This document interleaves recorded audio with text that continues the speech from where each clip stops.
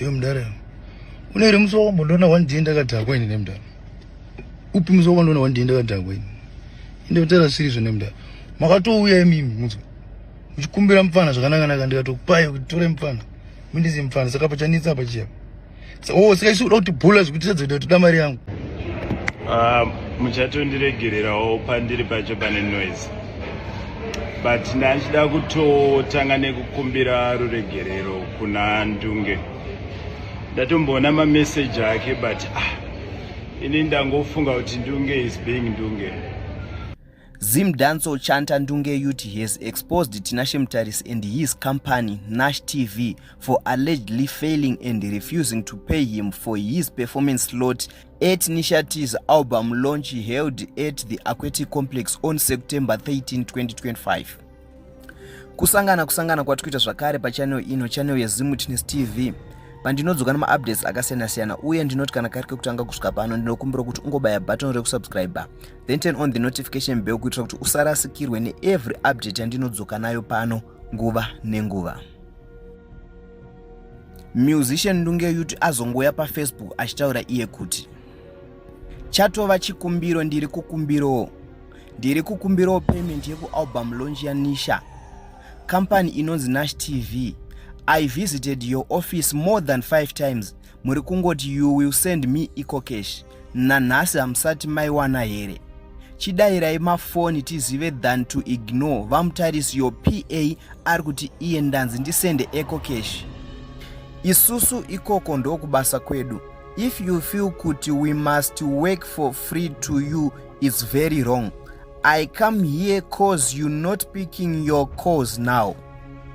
Ndunge Youth aenderera mberi pane imwe post zvakare akati musati bhule kunge tiri kuBulawayo, ingondisenderai mari ndinyarare, komadireko kundityisidzira.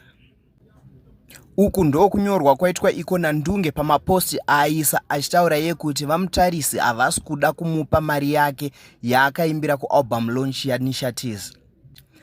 Then Tinashe Mutaris apindawo mucomment section yepost iyoyo achiti this method yekumuka nayo never works.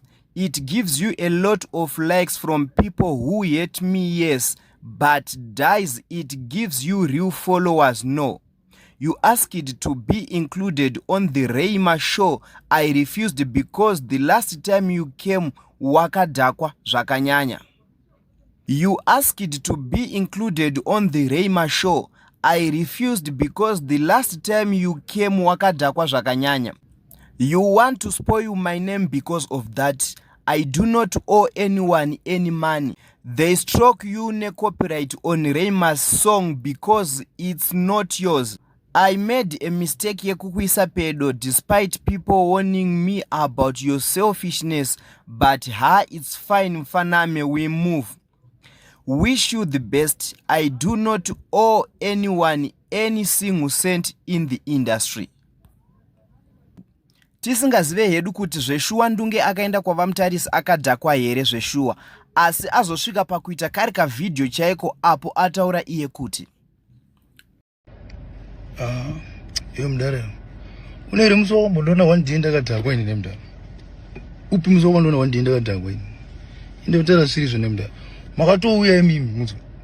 Uchikumbira mfana zvakanaka ndikatokupai kuti tore mfana. Mundizi mfana saka pachanitsa pachiya. Sikaisuda kuti bhula zvikuti toda mari yangu. Ndakauya kuNashi ndichikumbira wamuri wandichizokumbira kuNashi. Ndara, ini ndipei mari. PA wenyu ndakauya mimi. Mukandipa namba dza PA wenyu mimi. Mukati PA wenyu akatanzi, "Hey muri busy mari tosenda mangwana." Ndibva ndatsoka futi mukati mari mosenda mangwana.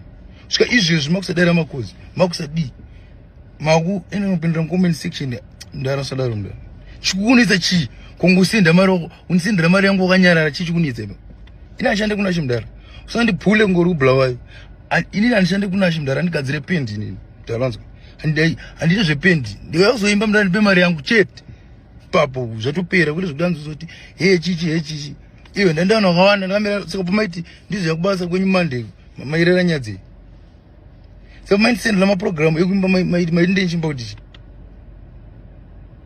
Sadaro Mudhara. chimweni pamari wakanyarara chete ndimweni pamari mukangondisendera mari handizozomboya panapa ndimenshina kana zita rekuti Nash TV azodi chimweni pamari makanyarara zvekutanzi he azodi chikunetse mweni pamari indamuchara kubhula vanhu matist akawanda izvanga ichemanimba ndainge achikutya kukunangai haisi manje isu hatizoitwa izvo mudhara ndipe mari mudhara chete zvape iyo chimweni pamari ndipe mari yangu chete ini yandakashandira mweni pamari yangu ini handishande kunashi mudhara inini I don't owe you anything uzwa ivi ndimutondiowa saka ndipe mari yangu mudhara haizvo zvazvinyi zvamakutaura ndehe kuzodi chichikunetsai kupaya pakanzi ikokeshi send mundisendera mari sezvo makataura muchasenda mudhara mbomira mudhara handishande kunashi mudhara handikudzokorodzere papa nditozvependi mudhara handitomboziva makola code kuti ndinomiswa sei pendi mudhara kundisendera mari ndisiyane newe ina ndisitaura nezvenyu ndati ndipei mari chichikunetsa pakungoti takusendera mari aiwa mudhara ndidzikamire mudhara musamambona ndakadhakwa asi vatinashe mutarisi vazodzokawo vachiapologiza kuna Ndunge Youth apo vakumbira ruregerero pazvese zvakaitika kwaari vakapromisa kumusendera mari yake. Ndisati ndakupai mashoko avatinashe mutarisi ndokumbirawo kuti kana mapedza kuona vhidhiyo rino muuye mucomment section muchitudzawo zvamunofunga pamusoro penyaya iyi. Asi ini mubvunzo wangu ndewekuti ko Ndunge wacho aigonopefoma sei asinawo kupiwawo half down yemari yake. And imwe nyaya inenge yaitisa Ndunge hasha ndeyekuti akabvisirwa song yaakaita naRayma paYouTube neNash TV. Plus Nash TV yakaramba kuti Ndunge ange achinopefoma kualbum launch raRayma. I think ndo zvinhu zvatrigger nyaya dzese idzi.